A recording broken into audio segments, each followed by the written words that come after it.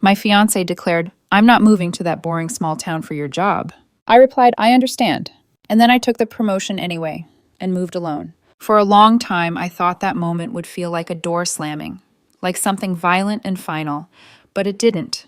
It sounded like a calm click, the kind you barely notice until you realize the whole room has changed.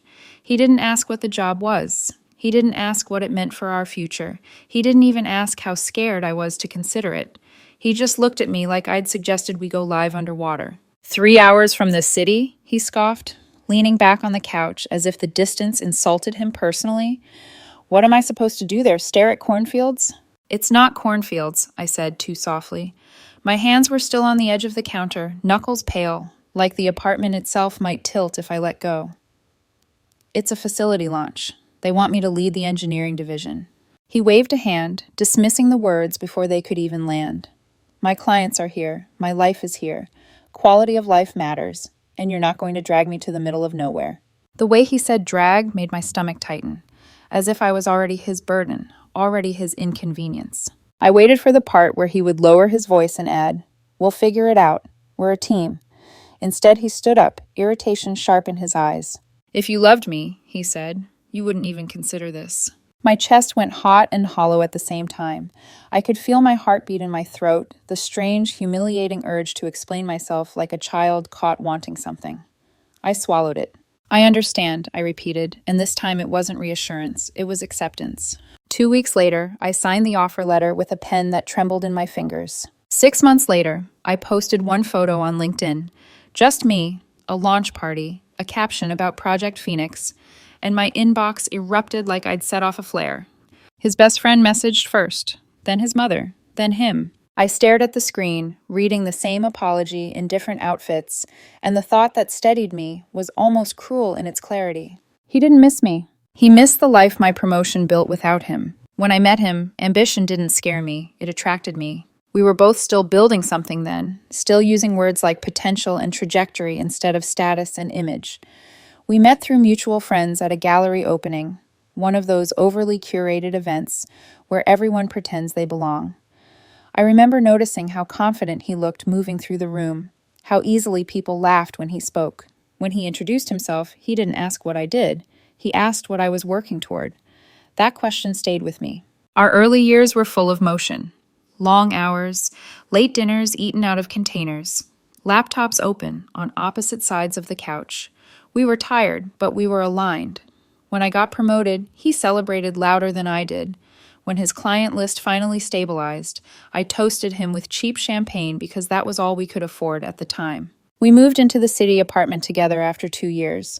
It was smaller than we told people, more expensive than it had any right to be, but it felt like proof that we were doing life correctly. We hosted dinner parties where everyone talked about careers, travel, the next upgrade. Our lives looked polished from the outside. I told myself that meant something. By the time he proposed, 5 years in, it felt inevitable. The ring was beautiful. He knelt in the restaurant like it was a performance rehearsed just enough to be impressive, not enough to be vulnerable. I said yes, because I loved him, and because saying no would have felt like stepping off a moving train. Looking back, the cracks were small but consistent. Whenever my work came up, he framed it as impressive for now. A stepping stone, something flexible. His career, on the other hand, was treated as fixed, anchored to the city, to his network, to the lifestyle we'd curated. I didn't question it at first. I told myself compromise was love. We talked about kids in vague terms, about the future in aesthetic ones, a bigger apartment, better restaurants, maybe a house near the city, never away from it. When I asked where he saw us in 10 years, his answers were always visual, never structural, never about partnership, just about how things should look. Still, I believed in us. So when my company approached me last March with the offer, my first instinct wasn't excitement, it was inclusion. I came home buzzing, already framing it as our opportunity. I pictured conversations, spreadsheets, weekend trips to see the town together. I imagined him pushing back, yes, but thoughtfully, like someone who cared. Instead, he shut it down before it had a chance to breathe. That was the moment something quietly shifted, not because he said no, but because he refused to listen, refused to ask, refused to even be curious about the future I was trying to build. I didn't accept the promotion out of spite. I accepted it because I finally understood that I had been shrinking my dreams to fit inside his comfort zone and calling it love. And once I saw that, I couldn't unsee it. The first warning signs didn't arrive as fights, they came as interruptions. Every time I tried to talk about the offer again, carefully, gently, like handling something fragile, he cut in before I could finish a sentence. We already talked about this. There's nothing new to discuss. You're overthinking it. His tone was calm, almost patient, like he was humoring a phase I'd eventually outgrow. I started paying attention to the language, your job, your ambition, your problem. The word "we" quietly disappeared. One night, I pulled up photos of Millbrook on my phone. Tree-lined streets, a downtown that looked like it belonged in a postcard. A park by the river where people were actually sitting on benches instead of rushing past each other with earbuds in. I slid the phone across the table toward him. Just look, I said. 10 minutes. That's all I'm asking. He didn't touch it. I don't need to look, he replied, sipping his wine.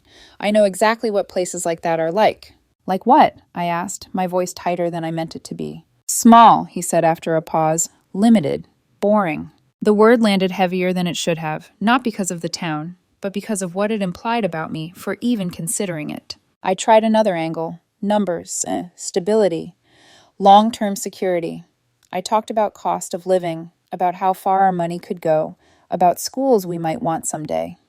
He leaned back in his chair, arms crossed, eyes drifting toward the television like the conversation was background noise. Money isn't everything, he said finally. Quality of life matters. What does quality of life mean to you? I asked. He shrugged. Being where things are happening. Being around the right people.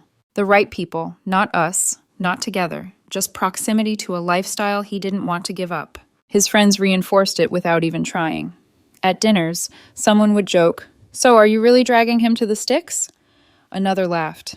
"She'll last a month before she's begging to come back." He never corrected them, never said, "This matters to her," never said, "We're figuring it out." One evening, after too much wine and too many half-comments, one of them said it outright. "Honestly," she said, glancing at me, "expecting him to follow you for a job is kind of selfish. It's not the 1950s. I felt heat crawl up my neck. "I'm not expecting anything," I said. "I'm asking for a conversation." He smiled at her, then at me, like I was being dramatic. See, even they get it. That was the moment I realized the problem wasn't disagreement. It was dismissal. I stopped bringing it up after that. Not because I'd decided anything, but because every attempt left me feeling smaller, quieter, like my excitement was something embarrassing I needed to hide. I began researching on my own, late at night, the glow of my laptop reflected in the window while he slept beside me, completely at ease. Millbrook wasn't a compromise, it was an opportunity, a serious one. And the more I learned, the clearer something else became. He wasn't afraid of the town. He was afraid of a future that didn't revolve around him. By the time I made my decision, the distance between us was already there. I was just the first one willing to acknowledge it. I accepted the job on a Tuesday morning, the kind that looks ordinary until you realize it rewired your life. I was sitting at my desk, the office quieter than usual, sunlight cutting across the keyboard as my boss outlined the final details. Title confirmed, authority confirmed, compensation package laid out in clean, undeniable numbers. The base salary alone made my stomach flip. The bonuses and equity felt unreal, like monopoly money someone had accidentally made legal. "Take your time," he said, watching my face carefully. "We know this is a big move." I nodded, my fingers tight around the pen. I thought of the apartment, of the wedding binder tucked into a drawer we hadn't opened in weeks, of the way my fiancé's voice hardened every time I tried to talk about my future like it belonged to both of us. "I'm in," I said. The words came out steady, braver than I felt. I signed before fear could catch up. For the next 2 weeks, I lived 2 lives, one public, one private. Publicly, nothing changed. We ate dinner together. We talked about work, about friends, about plans that now felt like props in a play I was quietly exiting. Privately, I prepared. Paperwork, relocation details, housing options in Millbrook. I opened a new account for the relocation bonus and the higher salary, not to hide money from him, but because I already knew I would be moving alone. Every time I tried to bring it up, he shut me down before I could get traction. "We already decided. Stop pushing. You're not listening to me." The irony would have been funny if it hadn't hurt so much. 2 weeks before my start date, I told him. We were in the kitchen on a Sunday morning. The light was soft, forgiving. He was scrolling on his phone, half present. We need to talk, I said. He sighed without looking up. If this is about that town again. I accepted the job, I said. I'm moving to Millbrook in 2 weeks. He laughed, a short, disbelieving sound. Okay, very funny. I'm serious. The phone lowered, his face drained slowly, like color being pulled out of a photograph. You can't be serious, he said. We're engaged. Yes, I said, and you made it clear your life here mattered more than our future together.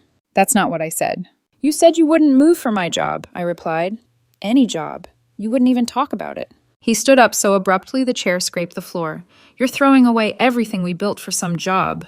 It's not just a job, I said, my voice shaking despite my effort. It's running an entire division. It changes everything. I don't care if they made you CEO, he snapped. I'm not moving. I know, I said. That's why I'm going alone. The silence that followed was sharp, electric. He stared at me like I'd just spoken a language he refused to understand. If you leave, he said slowly, we're over. I know. You're really choosing money over me? I almost told him then. Almost told him the total compensation, the number that would have made his breath catch. But I stopped myself, because it wouldn't have changed anything that mattered. He hadn't asked. He hadn't cared. And I refused to let money be the reason he pretended to support me. It's not about money, I said. It's about respect. You didn't even consider my opportunity. He shook his head, pacing now. You're selfish. You're destroying our life. No, I said quietly. I'm accepting the reality you already chose. The next 2 weeks were brutal. Anger first. He threw my clothes out of the closet, told friends I was abandoning him, posted vague messages online about women who cared more about money than relationships, then bargaining, long-distance suggestions, weekend visits, commuting fantasies that ignored reality, then tears, accusations, late-night pleas that twisted guilt into something almost unbearable. I didn't budge. On moving day, he wasn't there. He'd gone to a friend's place, blocked me everywhere except email. For logistics, he said. I loaded the car alone. The drive to Millbrook felt strangely peaceful. For the first time in weeks, I could breathe. And that was when I knew, without doubt, that leaving wasn't the beginning of the loss. It was the end of pretending. The first thing I noticed after the movers drove away was the silence. Not the lonely kind I'd been warned about. Not the emptiness people imagine when they think of small towns. This was a clean, steady quiet, like the pause after you finally stop holding your breath. I stood in the living room of the rental house, boxes stacked unevenly around me, my keys still warm in my palm, and let it settle. I expected grief to hit first. Instead, it was relief. That realization scared me more than the breakup itself. That night, I sat on the floor with my back against the couch, eating takeout straight from the container. My phone lay face down beside me. I didn't turn it over. I already knew what would be there. Accusations disguised as concern. Guilt wrapped in nostalgia. Messages designed to pull me back into explaining myself, into shrinking. Still, my body reacted before my mind caught up. Every unfamiliar sound made my shoulders tense. Every passing car outside made me glance toward the window, half expecting him to show up unannounced, ready to argue me back into the life he'd already chosen for himself. Sleep didn't come easily. When it did, it was shallow, crowded with fragments of conversations we'd never finished. His voice saying, "You're being dramatic." Mine saying, "Please just listen." I woke before sunrise with my heart racing, the old reflex to check my phone already itching in my fingers. I stopped myself. Morning light spilled through the kitchen window, touching the counters, the empty space where a dining table would go. This place was mine, entirely. No negotiations, no dismissive sighs when I talked about work, no careful editing of my excitement to make it palatable. At the office, my team greeted me with something close to awe, not flattery, recognition. They asked questions. They listened. When I outlined my vision for the division, heads nodded. Pens moved. Ideas bounced back to me sharper, better, alive. Halfway through the meeting, it hit me. This was what partnership felt like. Not romance, not comfort, collaboration. The thought landed heavy in my chest. That evening, the messages started. First from his best friend. Casual. Testing the waters. Hope you made it there okay. I didn't respond. Then his mother. Concerned. Confused. I don't understand what happened. This doesn't sound like you. I stared at the screen, fingers hovering, then typed one sentence. I respected his choice. I made mine. I left it at that. His messages came last.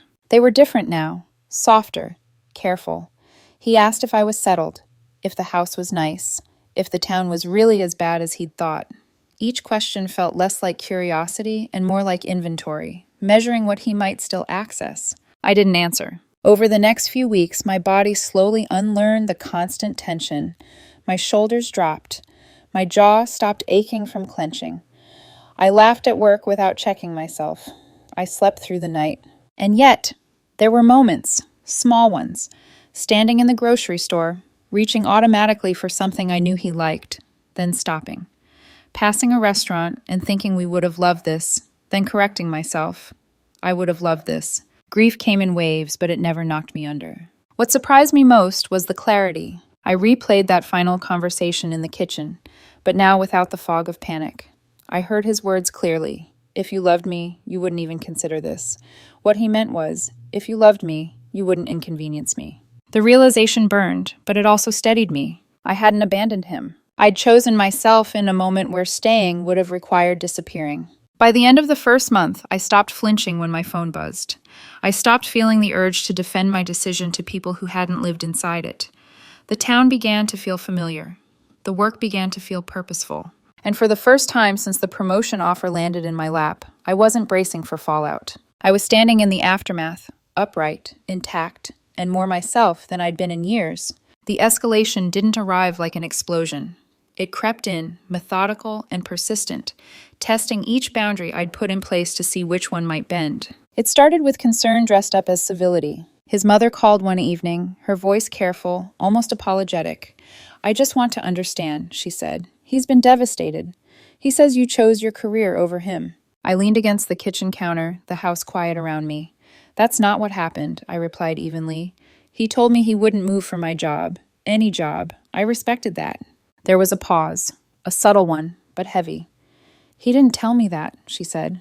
"I know," I answered. After that, the narrative began to strain under its own weight. Not because I corrected anyone publicly, I didn't, but because people started asking questions he hadn't prepared answers for. Why wouldn't you even visit the town? Did you ask about the job? Why give her an ultimatum? Then came his friends. One message late at night, the tone no longer accusatory, just awkward. "Hey, so we didn't realize it was a division head role. He made it sound like a lateral move." I didn't respond. Another followed days later. "Apparently the salary is a lot higher than we thought."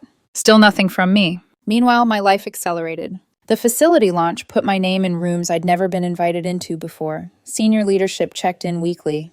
Industry contacts resurfaced. My calendar filled faster than I could manage, and for the first time, no one questioned whether I belonged at the head of the table. I posted one photo on LinkedIn. Just one. It was professional. Me standing with my team at the launch event, glasses raised, the caption simple and factual. Proud to lead this engineering division as we launch Project Phoenix. 6 months of work, and just the beginning. I didn't think about him when I hit post. Within hours, my inbox detonated. Congratulations from former colleagues, messages from recruiters, notes from people who'd never noticed me before, and then him. The first message was clipped. "Division head? Since when?" I didn't reply. An hour later, I just saw the announcement. "Is this real?" Still nothing. The third came sharper, more frantic. I looked up the role, the compensation range. "Why didn't you tell me?" That one made my jaw tighten. He'd never asked. Over the next few days, the messages kept coming.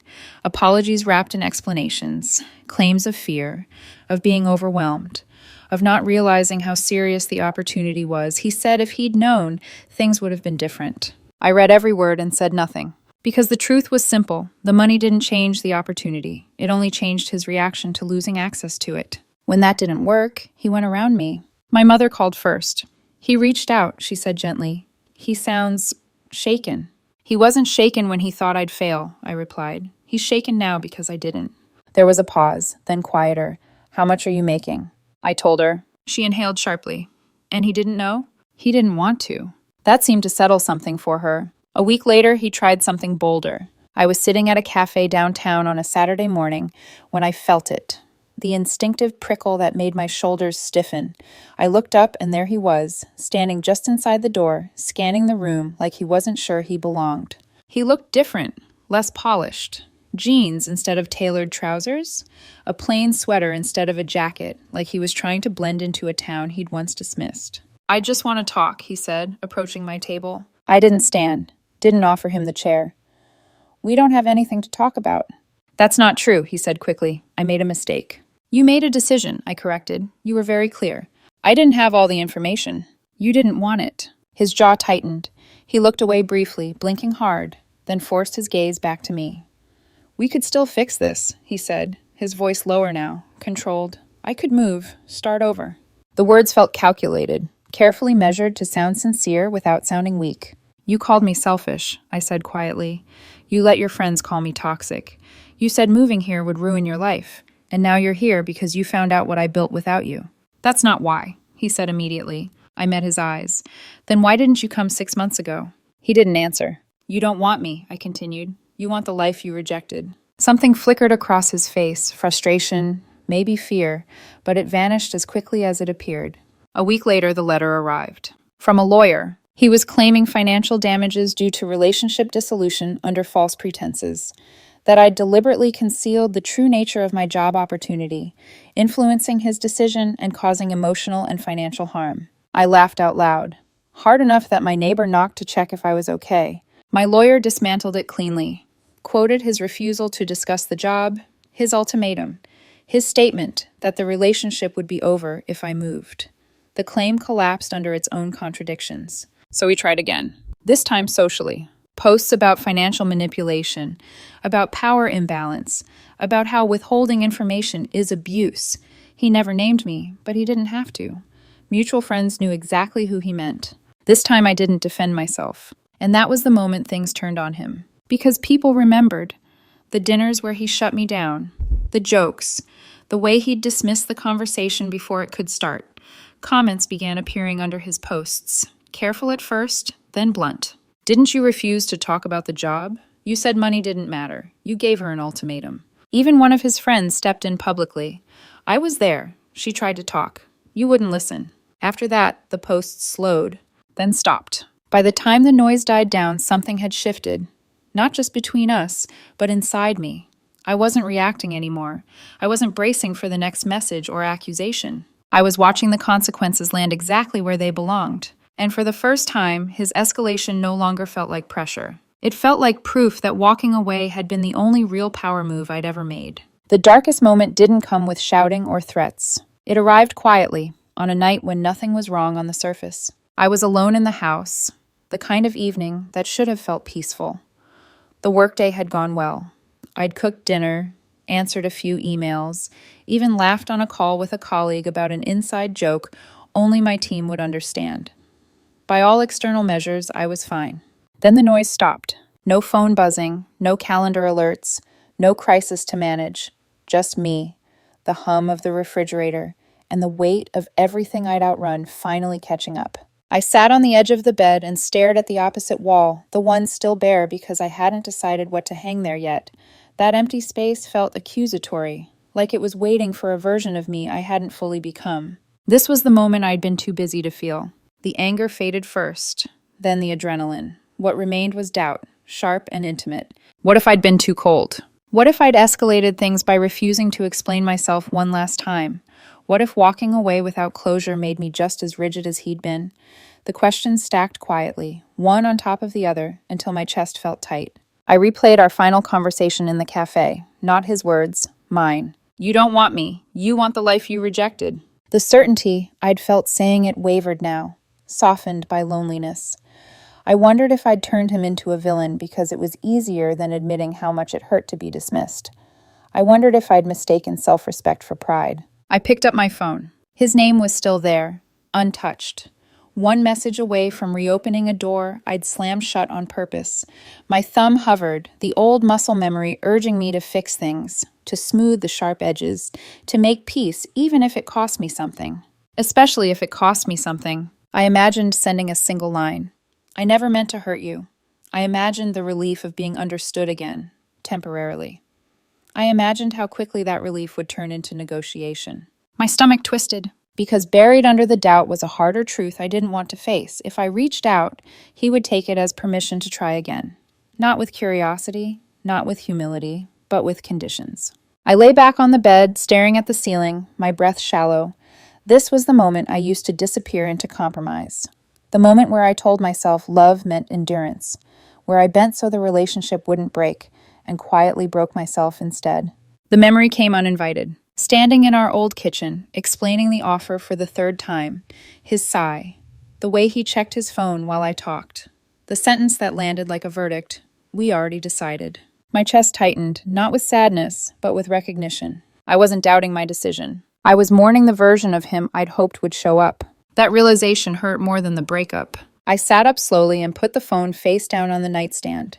The urge didn't vanish, but it weakened, like a muscle losing strength from lack of use. The next morning, the dark mood lingered. I went through the motions at work, smiled when expected, contributed when needed. But inside, everything felt muted, like I was watching my life through thick glass. At lunch, one of my team members stopped by my office. "Hey," she said gently, "you okay?" I hesitated, then nodded. "Yeah, just tired." She smiled, accepting the answer without prying. No pressure, no entitlement to my emotions. It struck me then how different that felt. That evening, I went for a walk instead of going home. The air was cool, the streets quiet. Lights glowed in windows as families moved through their routines. Ordinary, grounded, real. I stopped at the river and leaned on the railing, letting the sound of the water steady my breathing. This was the dark moment, not because I wanted to go back, but because going forward meant accepting that I'd outgrown someone who never intended to grow with me. There was no dramatic collapse, just the quiet grief of realizing that love, without respect, eventually asks you to disappear. And this time I refused. The turning point didn't come from a confrontation with him. It came from the absence of one. A few days after that heavy night, I realized something unsettlingly simple. I wasn't waiting anymore. Not for an apology, not for understanding, not even for the final word. The tension that had lived under my skin for months, maybe years, had loosened without me noticing. I was at work when it happened, sitting in a conference room, whiteboard filled with half-erased equations, voices overlapping as my team debated an approach. At one point, someone turned to me and said, "What do you think?" There was no hesitation. I spoke, clearly, confidently. I outlined a decision that balanced risk and speed, one I'd been turning over in my head for days. The room went quiet, not uncomfortable, just attentive. Then heads nodded. Someone smiled. Another added, "That makes sense." In that moment, it hit me. This was what it felt like to be trusted without conditions. Later that evening, I checked my phone and saw his name again. A new email. Shorter this time. No accusations, no apologies. Just logistics disguised as closure. "I've been thinking a lot. I know I messed up. I hope someday you'll understand why I reacted the way I did." I read it twice. He was still centering himself, still asking to be understood before offering understanding in return, still framing my decision as something that needed his interpretation to be complete. I didn't respond. Instead, I opened a new document and began outlining a 5-year plan. Not for the company, for me. Where I wanted to grow, what kind of life I wanted to build. The questions were different now. Not, how do I make this work with him? But what actually matters to me? The answers came faster than I expected. Space, mutual respect, a partner who asked questions instead of issuing ultimatums, a life where my ambition wasn't tolerated, it was welcomed. That weekend, I unpacked the last box in the house, the one I'd been avoiding. It held remnants of our engagement, photos, notes, a copy of the venue contract I'd never canceled because it felt too final. I sat on the floor and went through it slowly, without the tightness in my chest I'd braced for. When I reached the ring, I paused. I didn't feel anger or longing, just clarity. I placed it back into the box and closed the lid. Not as a gesture of rejection, but of completion. That chapter had ended the moment he decided my future was inconvenient. On Monday, his mother called again. "I heard you didn't respond," she said gently. "I don't think there's anything left to say," I replied. She was quiet for a long moment, then softer. "He didn't tell us the whole story at first." "I know. He told us now," she said, "about refusing to talk, about the ultimatum." That surprised me, not because I needed validation, but because it confirmed what I'd already accepted. The truth had a way of surfacing on its own. I hope he learns from this, she added. So do I said, and meant it, without any desire to be part of that lesson. That night, I went out with colleagues for dinner. Not a celebration, just connection. Conversation flowed easily. No one asked me to minimize myself. No one made jokes at my expense. I laughed until my face hurt. Walking home, I realized the turning point had already passed. I wasn't proving anything. I wasn't defending my choice. I wasn't waiting for him to catch up. I had stepped fully into a life where my growth didn't require permission. And that was the real shift. Not the promotion, not the town, not the money, but the understanding that love should never demand you pause your becoming. And once I understood that, there was no version of the past that could pull me back. The fallout didn't arrive as a single event. It came in waves, quiet at first, then increasingly visible until it was impossible to ignore who had truly lost something. I felt it through other people before I felt it directly. A former colleague messaged me late one evening, not to ask about work, but with a careful, almost apologetic tone. I ran into him last week, she wrote. He doesn't look great. He keeps talking about what could have been. I read the message without any sense of satisfaction, just distance. According to what filtered back to me, his version of the story kept changing depending on the audience. Sometimes he was the supportive partner blindsided by my ambition. Other times he was the one who'd been betrayed by secrets and sudden decisions. The contradictions didn't hold for long. People started comparing notes. The timeline didn't add up. The city he'd clung to so fiercely didn't reward him for staying. Clients began drifting away, not dramatically, just quietly. Missed calls, delayed payments, a reputation for bitterness that seeped into meetings he thought were still professional. I heard he complained about me often, about how I'd changed, how success had made me cold. What he never mentioned was how little interest he'd shown when success was only potential. His friends felt the shift too. Invitations slowed. Conversations grew awkward. No one wanted to keep replaying a breakup that no longer centered him as the injured party. One by one, they moved on to new projects, new relationships, new distractions. He stayed stuck. I knew because he tried one last time to pull me back into it. The email arrived on a Thursday afternoon, subject line blank. No apology this time, no anger either, just exhaustion. I'm not doing well, he wrote. I thought staying would mean stability, but everything feels smaller now. I keep thinking about how different things could have been if I'd listened. I stared at the screen for a long time. This was the moment I'd once imagined, the one where he finally understood, where the regret was real and the power shifted, where I could step in and be the steadier one, the compassionate one, the proof that I hadn't left because I lacked loyalty. I didn't reply, not because I was angry, but because I knew what replying would do. It would reopen a dynamic where his growth depended on my emotional labor, where his regret asked me to soothe it, where my role would quietly revert to fixer, not partner. The fallout reached his family soon after. His father reached out unexpectedly, a short message that surprised me with its clarity. He didn't ask me to reconsider. He didn't defend his son. He simply said he understood why I'd made my choice, and that he wished his son had listened when it mattered. That message stayed with me longer than I expected, because it confirmed something I'd already felt. I hadn't been unreasonable. I hadn't been rash. I had responded to the information I was given, and the refusal to give more. Meanwhile, my own life continued expanding in ways that felt almost surreal. The project I led launched ahead of schedule. A second initiative followed quickly after. I found myself mentoring people who reminded me of my younger self, capable, ambitious, still apologizing for wanting more. I stopped apologizing. When I walked through town now, people greeted me by name. The barista remembered my order. Neighbors waved. It wasn't glamorous, but it was grounding.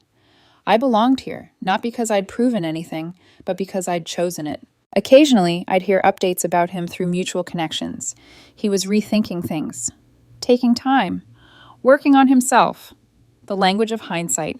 I wished him well without wanting him near. That, more than anything, marked the end.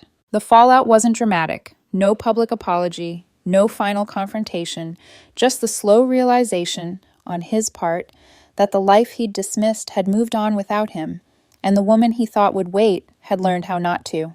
I didn't win. I simply stopped losing myself to someone who never planned to meet me where I was going. And that was consequence enough. A year after I moved to Millbrook, I walked through town on a quiet Sunday morning and realized I no longer measured my life against the one I left behind. The facility was thriving. The team I led had launched products that were reshaping our corner of the industry, and my total compensation, bonuses included, had climbed past numbers I once thought belonged to other people's lives. I bought a house with space to breathe, then later a small cabin by the lake, 20 minutes from town. None of it felt like revenge. It felt earned. I'd started seeing someone new, not because I was searching, but because life had opened enough to let someone in. He asked questions, real ones, not just about my job title, but about what I enjoyed, what challenged me, what I wanted next. He didn't flinch when I talked about ambition. He didn't treat it like a threat. He treated it like part of who I was. From time to time, news of my ex drifted in through mutual connections. He was still in the city, still talking about what should have been, still learning, perhaps too late, that partnership isn't about maintaining comfort. It's about sharing growth. I hoped he found peace. I didn't need him to understand me anymore. The most unexpected moment came during a work trip back to the city. I ran into his parents at a restaurant near the conference center. They invited me for coffee, awkward at first, then sincere. We raised him to value the wrong things, his mother admitted quietly. Status, appearances, we see that now. His father nodded. You made the right decision, both professionally and personally. I thanked them and meant it, not because I needed their approval, but because it felt like closure arriving without force. Here's what I learned. When someone shows you who they are, believe them. Not the version they present when things go well, but the version that appears when your growth challenges their comfort. Love that asks you to shrink isn't love, it's management. Don't sacrifice your future for someone who won't even ask for the details of your opportunity. Don't dim your excitement to make someone else feel secure. And don't confuse endurance with loyalty. Sometimes the bravest thing you can do isn't staying. It's walking away when staying would cost you yourself. I didn't lose a fiancé. I gained a life that finally fit. And it all started the moment I stopped asking for permission to become who I was always meant to be.